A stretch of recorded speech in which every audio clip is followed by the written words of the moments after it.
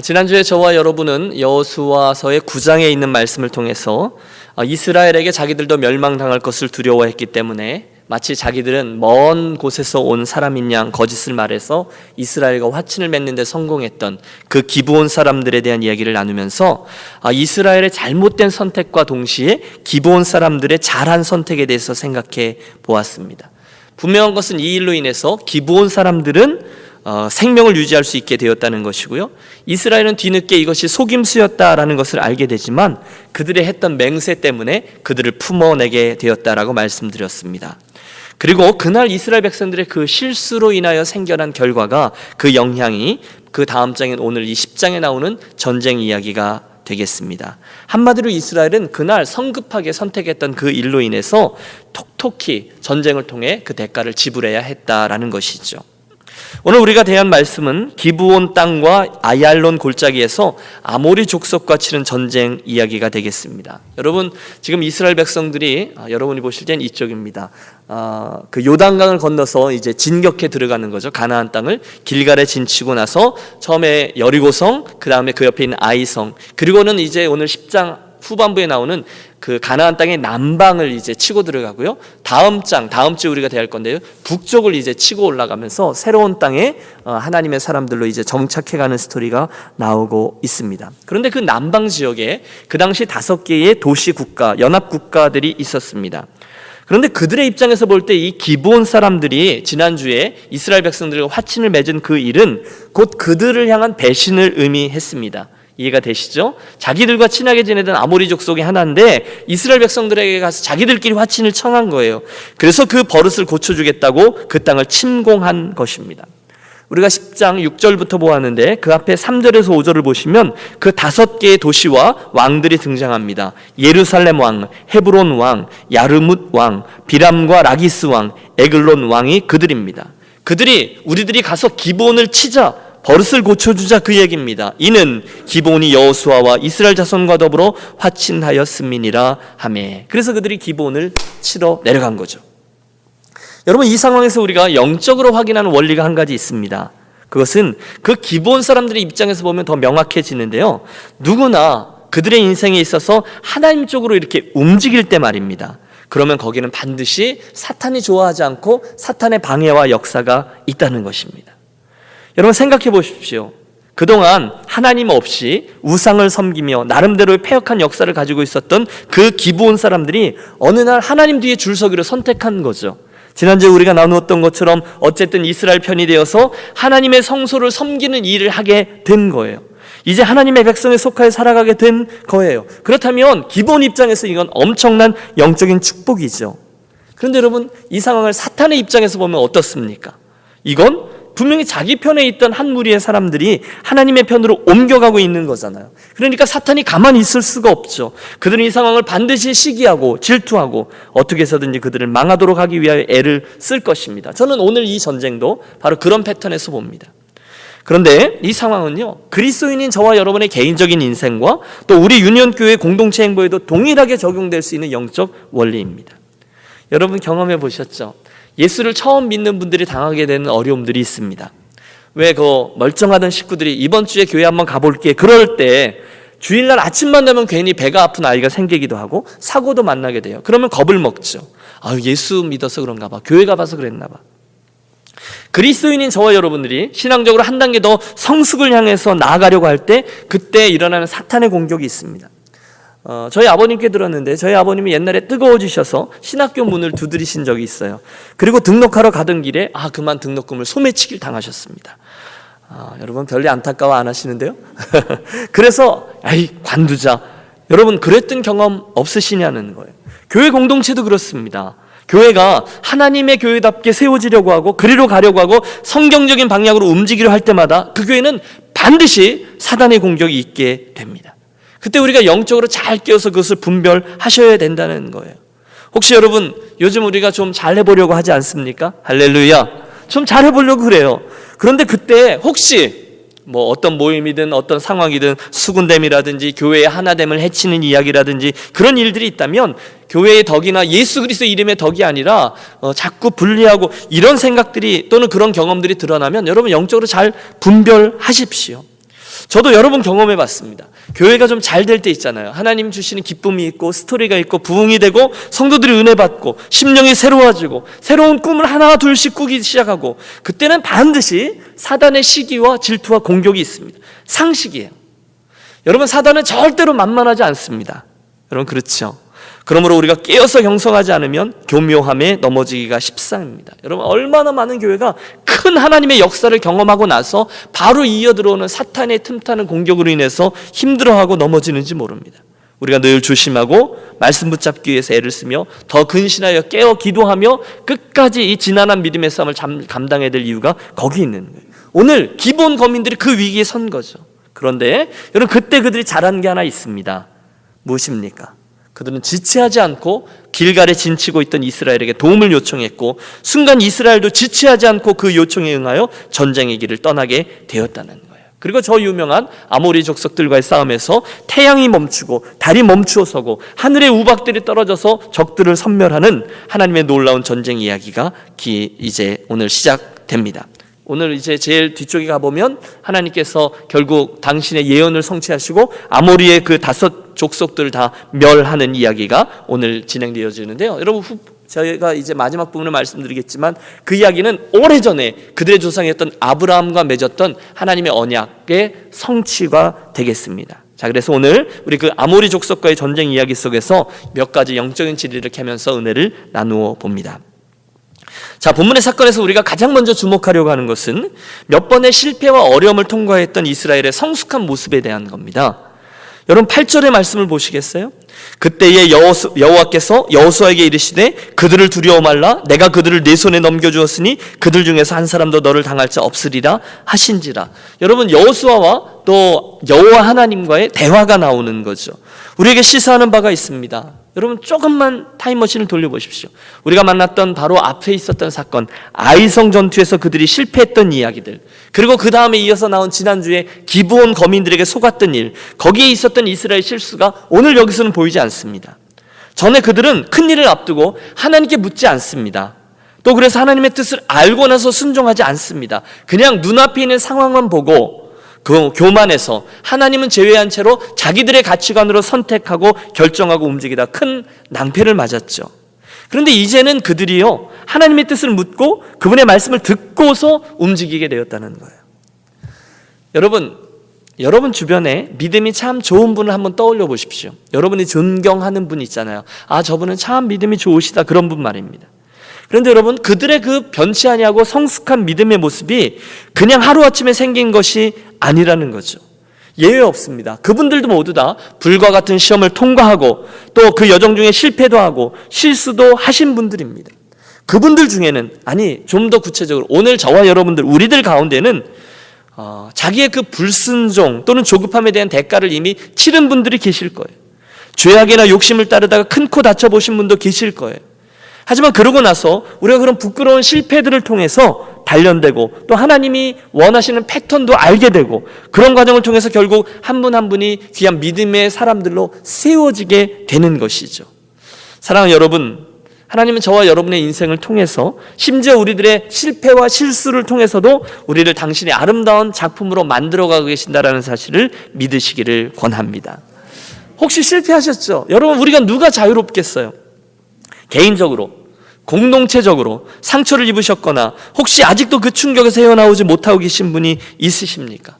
오늘도 나는 그 톡톡히 그 실수와 실패와 죄악의 대가를 치르고 있어, 그렇게 느끼시는 분 계십니까? 하나님의 회화가 다 안 풀리셨을 거야, 그런 분 말입니다. 그러나 이제는 그 실수를 잘 선용하시는 저와 여러분이 되시기를 부탁합니다. 우리 베드로 이야기도 나누었고요, 계속 그 실패의 자리에 낙담한 차로 과거를 되뇌이면서 실수만 바라보면서 패배주의와 같이 눌려있지 않으시기를 권해요. 여러분, 함께 기억하고 싶습니다. 그리스도인은요, 실패를 통해서 그리고 실수를 통해서도 전진하는 사람인 줄로 믿습니다. 따라해 주십시오. 실패를 통해서 전진하는 사람. 하나 더 해볼까요? 실수를 통해서 성숙하는 사람. 실수를 통해서 성숙하는 사람. 예, 저들이 그리스도인이죠. 저 유명한 파스칼의 팡세에 보면 그의 병상의 고백이 하나 기록되어져 있어요. 그가 고백한 거예요. 하나님을 섬기라고 내게 건강을 주셨건만 나는 세상을 위하여 전부 다 써버렸습니다. 그런데 이제 나를 일깨워 주시려고 나에게 병을 주셨습니다. 여러분, 파스칼이 그 병을 통해서 하나님을 바라보게 되었다는 거예요. 아니, 그때는 그 병조차 하나님의 저를 향한 축복의 통로가 된 거죠. 오늘 이스라엘 보세요. 그들에게는 실패가 있었어요. 분명합니다. 실수가 있었어요. 하지만 결국 그것들은 자신들의 교만함을 내려놓고 하나님을 보게 하는 도구가 되었습니다. 그러므로 사랑하는 여러분, 결론적인 이야기죠. 이 포인트에 저와 여러분에게는 과거의 실수를 사용하는 두 가지 패턴이 있습니다. 하나는 나를 자학하는 쓴뿌리로 만드는 겁니다. 나는 그 일 때문에, 나는 그때 그것 때문에. 많은 사람들이 그렇게 하죠. 나는 이 정도야. 나는 이 정도밖에 되지 않아. 하나님도 나를 사랑하지 않을지 몰라. 그런데 여러분, 저는 이 밤에 저와 여러분이 그러지 않은 두 번째 방식을 택하시길 바랍니다. 이스라엘 백성들의 모습이죠.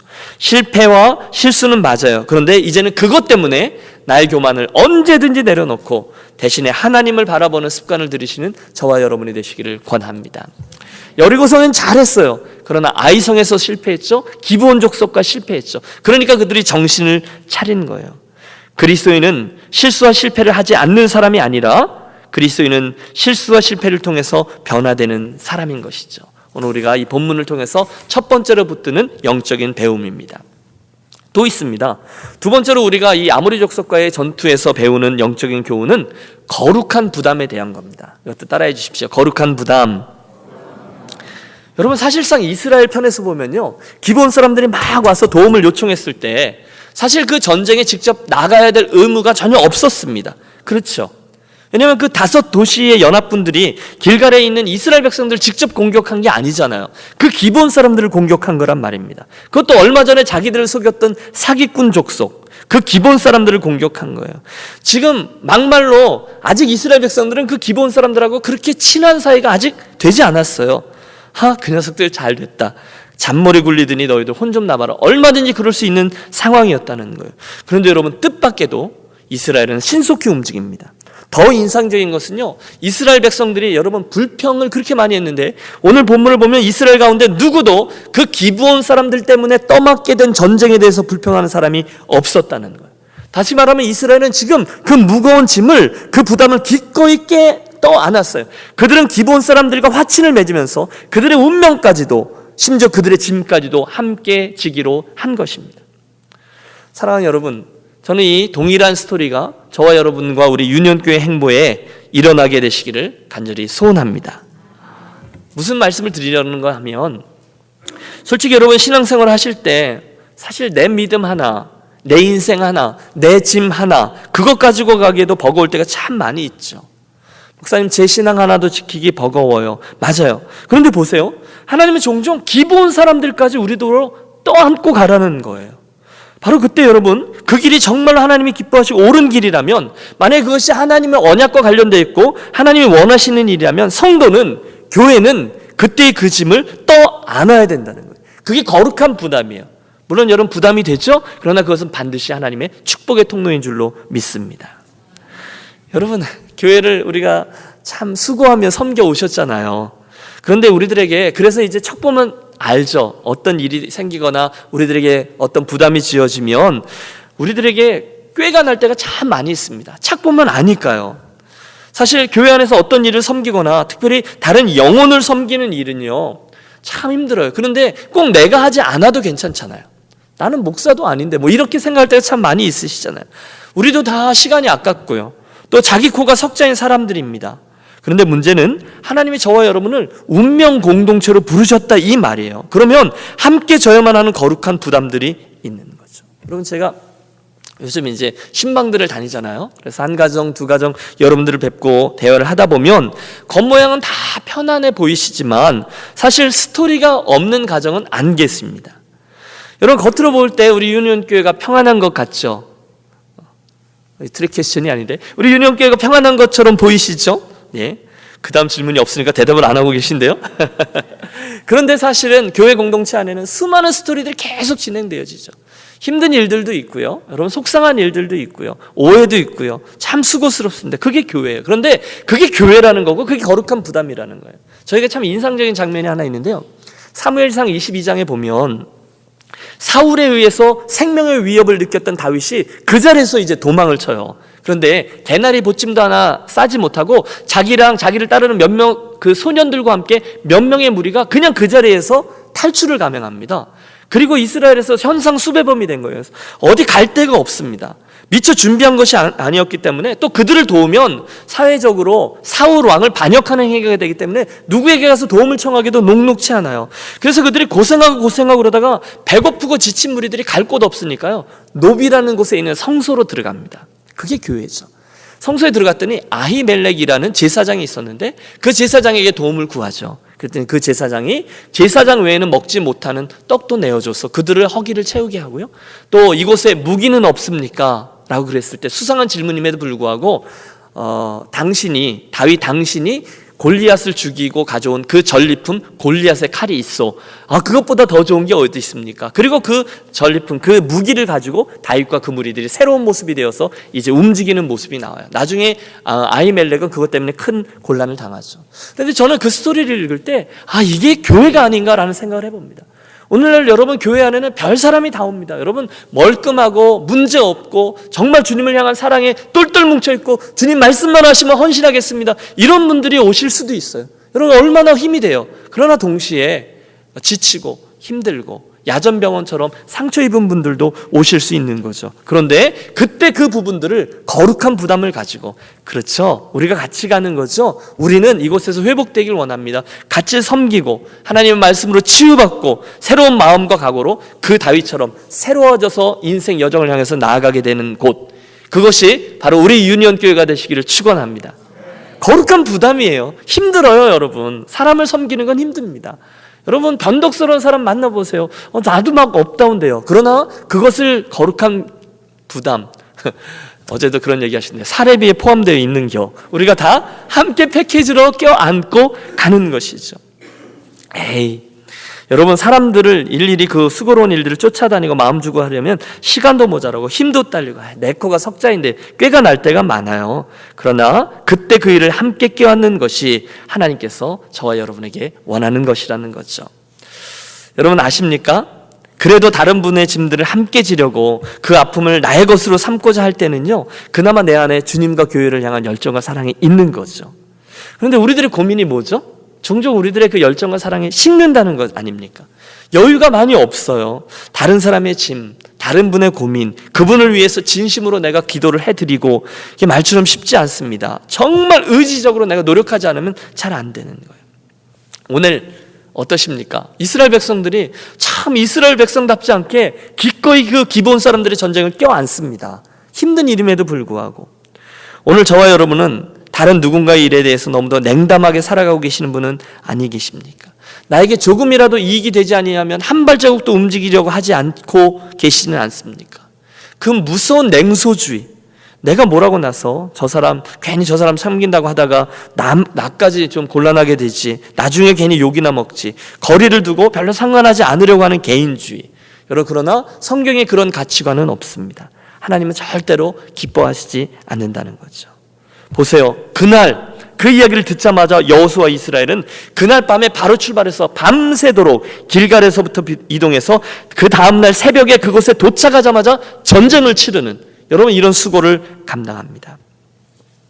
무슨 이야기인가 하면 그들은 최선을 다해서 그 거룩한 부담을 함께 나누어 맡았어요.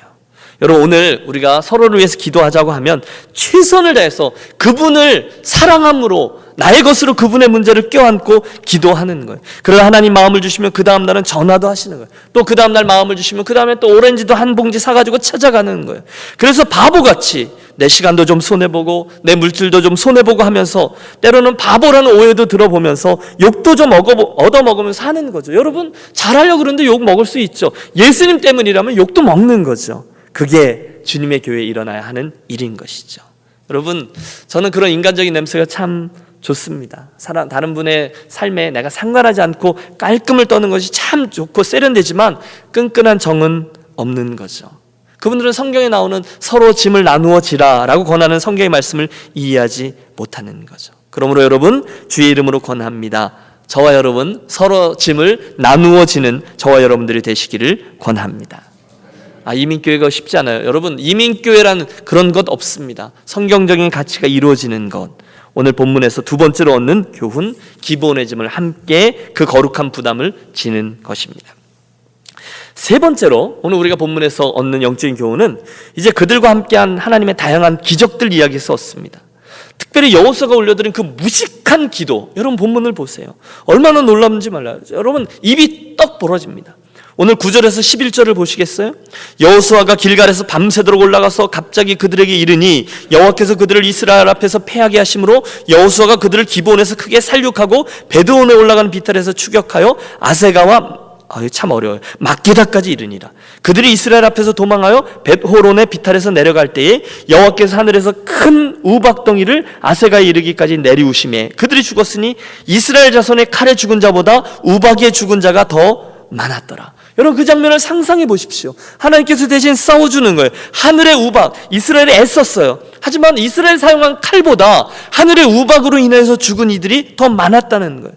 여러분 저는 이것이 가나안 정복 전쟁에 수없이 반복되는 하나님의 성전이라고 믿습니다. 사실 하나님의 전쟁은 칼로 이기는 전쟁이 아니라, 하나님의 전쟁은 숫자로 이기는 전쟁이 아니라 대신 하나님의 도우심, 하나님의 플러스 알파로 이기는 전쟁인 줄로 믿습니다.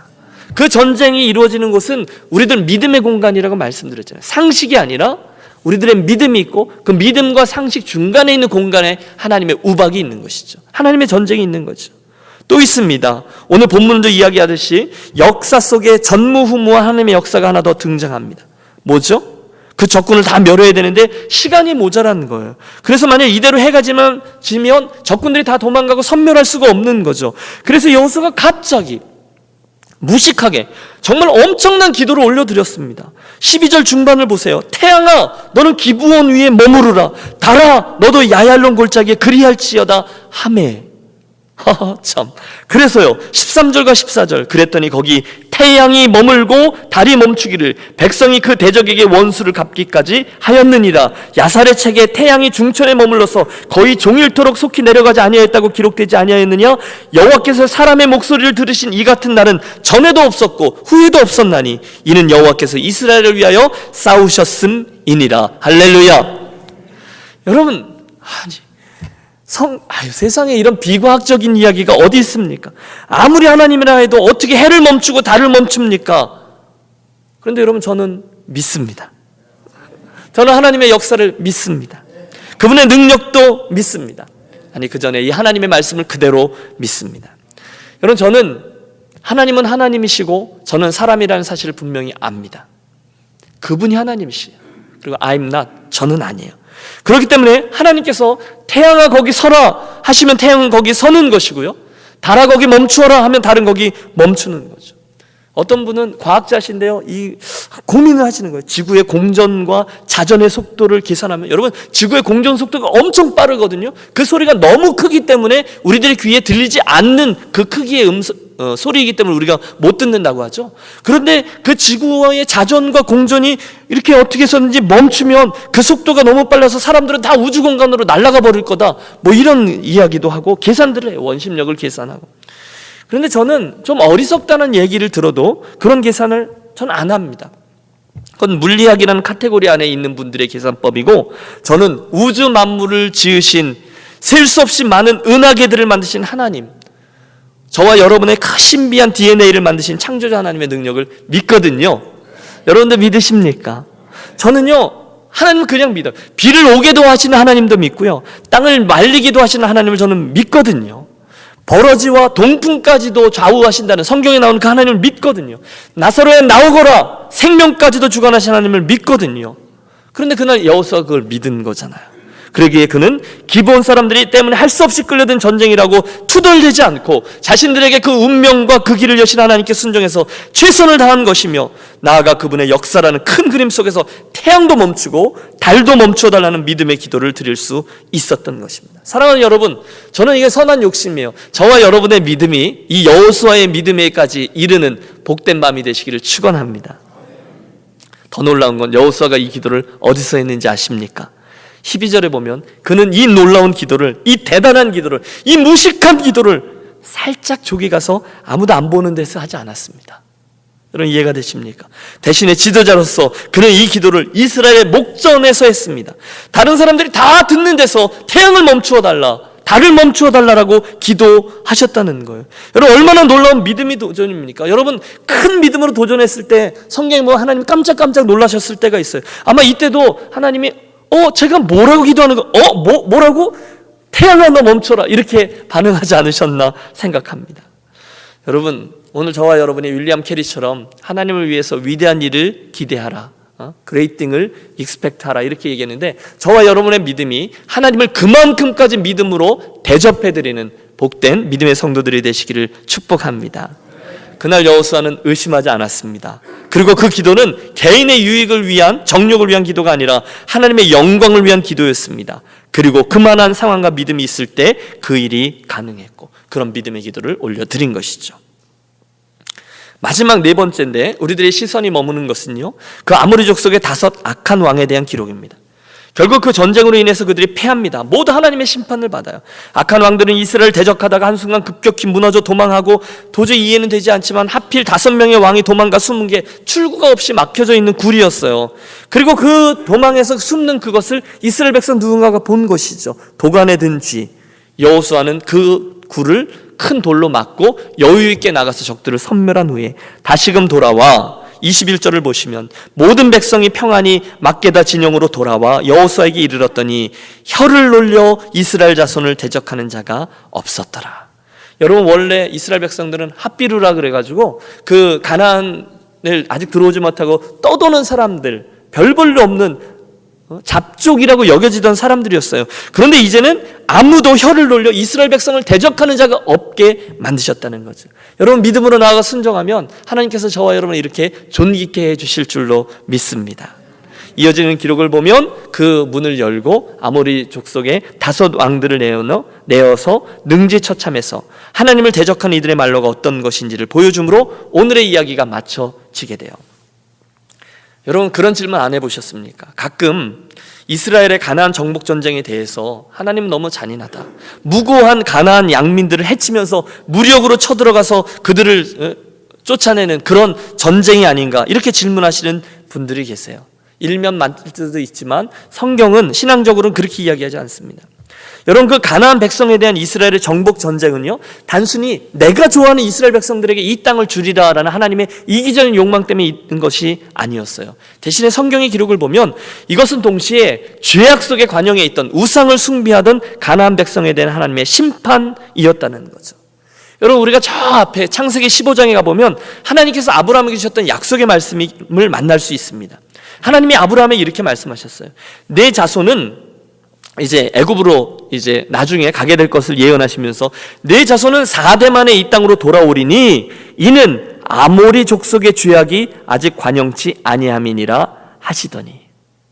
여러분, 이해가 됐어요? 4대 만에 지금 돌아와서 거기를 정복해 가는 건데, 이는 아모리 족속의 죄악이 아직 관영치 않았기 때문이라는 거예요. 다시 말해서 이제 400년 동안 이스라엘이 애굽에서 종살이를 하는 동안에 가나안에 있던 아모리 족속들은 점점 더 그 죄악이 관영해졌어요. 하나님의 정확한 시간에 드디어 이스라엘 통해서 그들은 하나님의 심판을 만나게 되었다는 것이죠.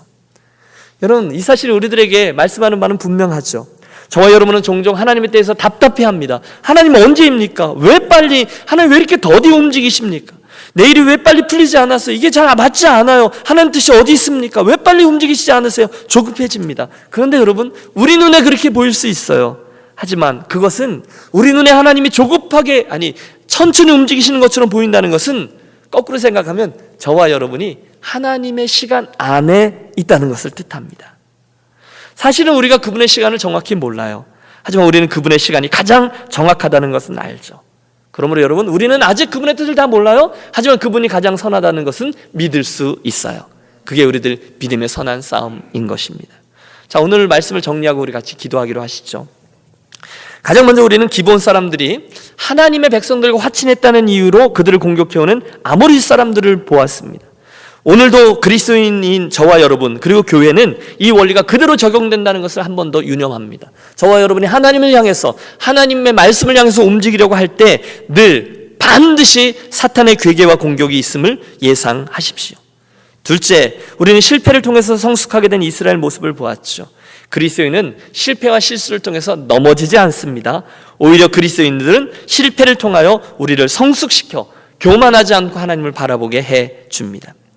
세 번째 교훈은 기브온 백성들의 요청에 대한 이스라엘의 거룩한 부담에 대해서 살폈습니다. 너무 귀해요. 우리도 서로 선한 의도로 서로에 대해서 부담을 지기로 마음을 먹어야 될 것입니다. 마지막으로 우리는 전능하신 하나님의 손길과 정확한 하나님의 때에 대해서 말씀을 들었습니다. 오늘 하나님의 그 손길에 대해서 의심하는 분 계십니까? 그분의 간섭을 기다리며 기도하시는 분 계십니까? 그분의 약속은 반드시 정확한 때에 온다는 사실을 또 한번 믿고 끝까지 인내하며 구하며 또 받아내는 저와 여러분이 되시기를 주의 이름으로 축원합니다.